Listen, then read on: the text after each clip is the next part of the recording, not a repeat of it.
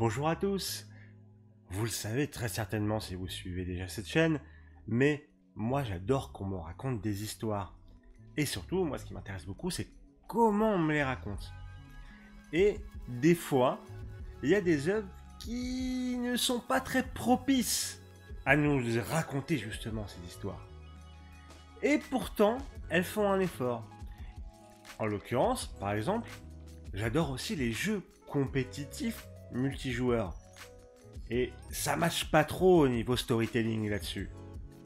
Bon, après en plus, moi j'ai à peu près le skill négatif égal aux effets spéciaux de MODOK dans Ant-Man.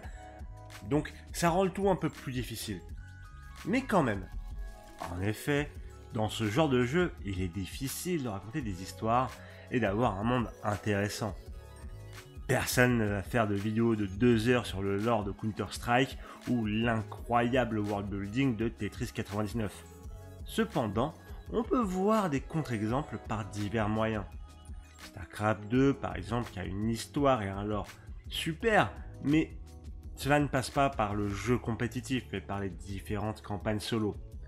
On pourra avoir aussi l'exemple d'Overwatch avec des cinématiques, des nouvelles ou autres comics, avec au final un mode solo qui arrive, donc on retourne un peu sur les sentiers battus. Plus d'autres problèmes que nous n'aborderons pas ici, c'est peut-être un sujet pour une autre vidéo. Mais personnellement, j'aimerais plutôt vous parler d'un autre jeu qui m'a beaucoup plu dans sa manière de me raconter des choses, malgré que son genre, le jeu compétitif, s'y prête peu. Valorant. Bon déjà, pour vous présenter un peu le jeu, Valorant est un jeu de tir tactique compétitif à la première personne. Pour faire plus imagé aux plus profanes, c'est un Counter-Strike avec des pouvoirs. Du bon gros 5 contre 5 en mode bagarre piou-piou, en somme. Pas de mode solo ou de campagne, ou autre storytelling conventionnel à disposition. Pourtant, on a un contexte et des personnages avec des choses à nous dire dedans. En effet, dans un monde très proche du nôtre, mais un peu plus loin dans le futur, un événement se produisit. The First Light, ou la première lumière dans la langue de Kian Kojandi.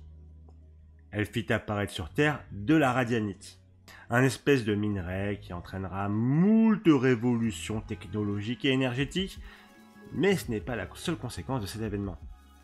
Des humains vont aussi commencer à avoir des pouvoirs suite à cela, et on les appellera des Radiants. Et l'on incarne dans ce jeu des agents du Valorant Protocol, qui est une équipe de Radiants ou d'humains avec des équipements en radianite, protégeant la planète de menaces inconnues. Bon, ça c'est un peu le pitch de base que l'on retrouve sur le site du jeu ou le wiki. Mais au moins, on part sur cette petite base commune. Et c'est à peu près toutes les connaissances que j'avais du jeu quand j'ai lancé la bêta. Mais avec cette base, qu'est-ce qu'on nous raconte ensuite? Et surtout, comment? Eh bien, on va en parler maintenant. Tout d'abord, la manière en dehors du jeu est un peu facile. Des cinématiques sur YouTube. Elles sont très quali et permettent de mettre en scène les personnages dans des situations et de nous donner des éléments de lore.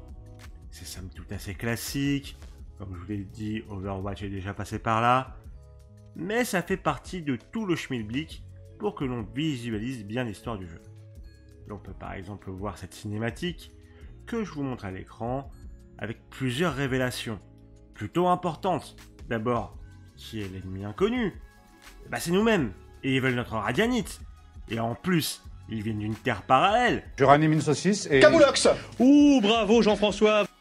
Continuons un peu. Le deuxième vecteur de storytelling est via la voix des personnages. En effet, au fur et à mesure d'une partie, nos personnages vont discuter, ce qui nous permet d'avoir des clés de compréhension sur les relations entre les personnages. Killjoy est une insulte à ma radiance. Je vais la démembrer. Rien de révolutionnaire dans les faits, c'est un moyen traditionnel de passer des informations dans un jeu vidéo. Mais peu commun dans des jeux du genre, vu que ce n'est généralement pas là que l'on essaye de nous raconter quelque chose. Et enfin, pour cette troisième méthode de storytelling, l'environnemental. et c'est surtout là que Valorant s'amuse énormément. En effet, au fur et à mesure des différentes mises à jour, l'on va voir arriver des modifications sur les différentes maps, ou même des nouvelles maps, avec à chaque fois des petites nouveautés.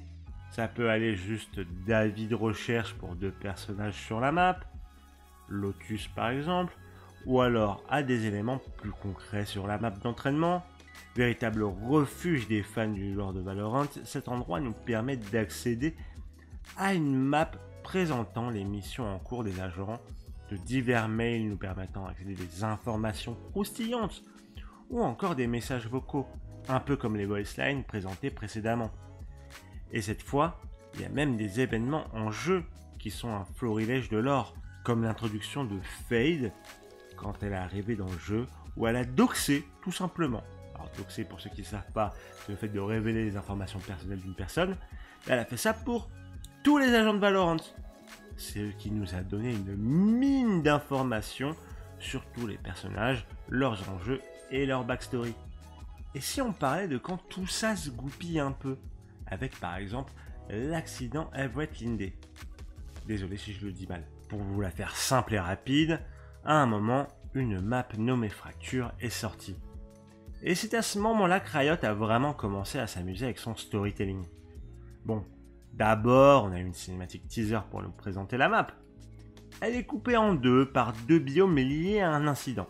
Et cet incident en question, c'est Chamber qui le cause avec son double. Alors oui, je vous ai parlé un petit peu du multivers, tout ça dans Valorant, etc. Blablabla. Ça sera sûrement un sujet pour une autre vidéo, n'hésitez pas à me dire si ça vous intéresse, mais repartons sur ce qu'on voulait dire. À côté de ça, on apprend sur la map les implications de cet endroit. Que c'était une installation scientifique, gérée par 2 entités pas forcément si alliées. Et ça, on peut le voir par toutes les affiches disposées sur la map, montrant un peu le manque de confiance entre ces 2 entités. Et niveau voiceline, je vous propose cette petite tirade de Killjoy qui réagit aux événements qui se sont déroulés ici. Grim, hey, it's me. Sorry,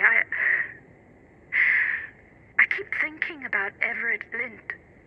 They were light years ahead of us with their LRC program. It was sublime. The data on radionite exposure, the biome acceleration. Even in its failure, it can teach us so much. And yet, seeing the husk of the facility, it's the people. All those people. Grim, they weren't even soldiers. They were scientists. They didn't have a chance to... Sorry, I have to go. Call me back, please. Finalement, on la voit assez touchée par les événements qui se sont produits sur la map Fracture et surtout sur les personnes que ça a affecté. Et en bonus, je vous mets le petit mail, le chantage de Fate sur Chamber. Et sachez-le, personne ne sait que c'est Chamber qui a fait ce qui est arrivé sur Fracture, et c'est pour ça qu'il est toujours dans le Valorant Protocol. Mais même nous, à part que c'est pour un objectif plus grand, pour l'instant, nous n'en savons rien. Finalement, avec tout ça, l'on aura appris pas mal de choses sur l'univers de Valorant et son fonctionnement. Typiquement, que ces 2 entités en question, que je ne vous révélerai pas trop de choses dessus, bossaient ensemble pour un objectif commun malgré le fait qu'elles ne se faisaient pas vraiment confiance. Que Chamber, donc agent de Valorant, supposément les good guys, a détruit cet endroit et tué beaucoup de personnes. Et cela en bossant avec son double du multivers. Bon, comme ça dit comme ça paraît un peu parti en couille. Mais tout ça se tient, même si on n'a pas encore tous les éléments de réponse, car l'histoire est évolutive.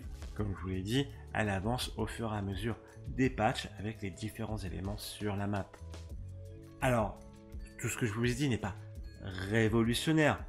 Beaucoup de jeux ont du storytelling environnemental. Je ne vous l'apprendrai pas, et certains le font même mieux que dans Valorant. Moi, ce que je voulais montrer, c'est que même quand le médium et le genre ne sont pas propices à du storytelling, on peut nous raconter des choses Et ce, en étant un petit peu imaginatif, même sans être révolutionnaire. Et c'est pour ça que j'aime beaucoup ce que Valorant et Riot proposent dans ce domaine. Et c'est même l'un des tours de force de ce jeu. Bon, j'espère que ça vous aura un minimum intéressé.